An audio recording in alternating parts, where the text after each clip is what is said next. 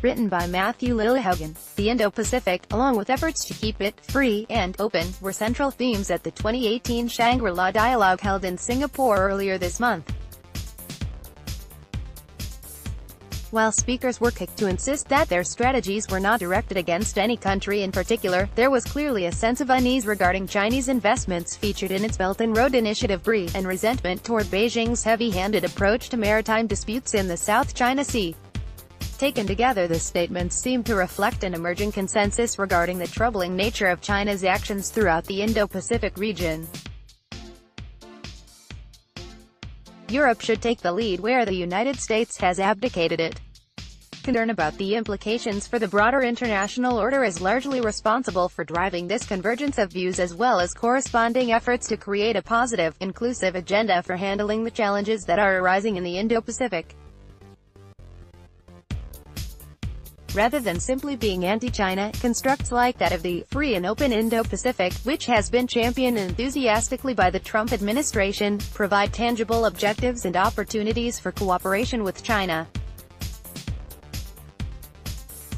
As explained by the then U.S. National Security Advisor H.R. McMaster, the American effort is focused on freedom of navigation and overflight, the rule of law, sovereignty, freedom from coercion, and private enterprise in open markets. In other words, freedom in this context means the freedom of international politics rather than domestic.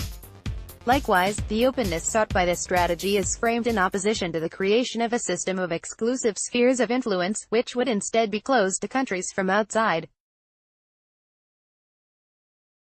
While more recent statements from the administration have emphasized the desire to see a region in which genuine democracy is the norm, governments operate in ways that are transparent and free from corruption, and individual rights and freedoms are respected and protected, those are secondary considerations. At its heart, the U.S. approach to the Indo-Pacific prioritizes sustaining a system in which countries remain free from coercion and the global commons remain accessible to all nations. Yet, such openness and freedom are neither guaranteed nor uncontested. In terms of sovereignty, freedom from coercion, and the rule of law, China's behavior in maritime disputes and targeted use of economic pressure to disrupt consensus building threaten to undermine those norms. On the question of openness, Chinese claims in the South China Sea threaten the freedom of navigation and overflight and raise additional concerns on the economic side, since Beijing could enforce new rules on the transport of goods to and from the emerging center of the global economy.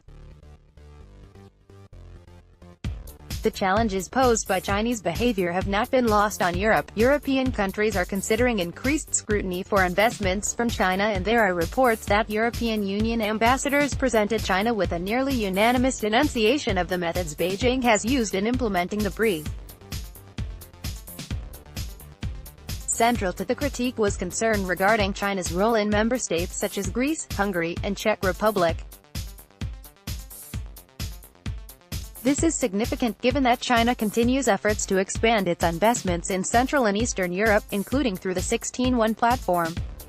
Diplomatic engagement should be Europe's principal avenue through which to address these challenges, and the July EU-China summit is an excellent opportunity to begin. Even more important is October's Asia-Europe meeting, ASEM, which will provide an opportunity to present a unified front across regions. The groundwork will need to be laid before then, however, which means now is the time to start. It will be essential to work on key holdouts, first in Europe and then throughout the Indo-Pacific, in an effort to build consensus regarding the international order before that meeting. To paraphrase the United Kingdom's Gavin Williamson, in his recent address at Shangri-La, the goal must be to raise the bar of regional cooperation, stand together, speak with one voice, and stand up for the rules-based order. Europe should also take the lead where the United States has abdicated it. The U.S. approach severely underappreciates climate change. Yet, for many of the countries in the Indo-Pacific region, the risk that climate change poses to their fisheries is among their greatest concerns.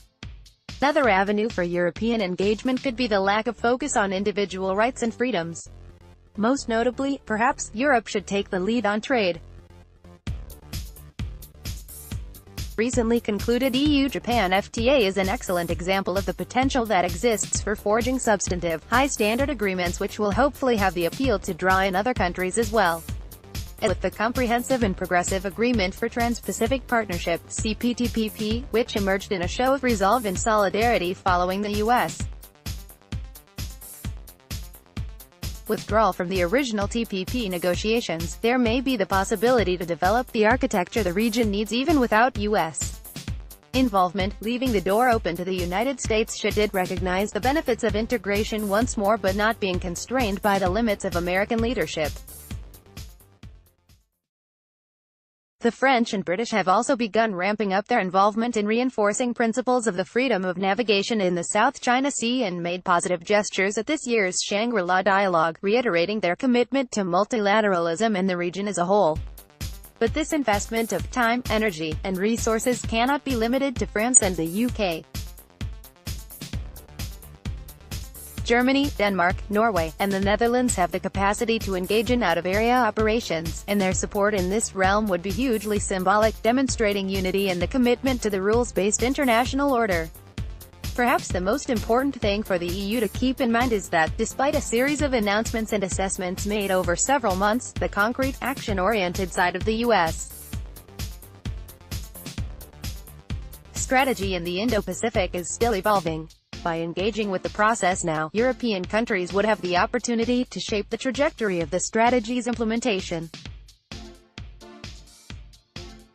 This might allow for the moderation of some of the more problematic parts of the strategy while ensuring that the more constructive features become institutionalized, to protect them from the whims of the U.S.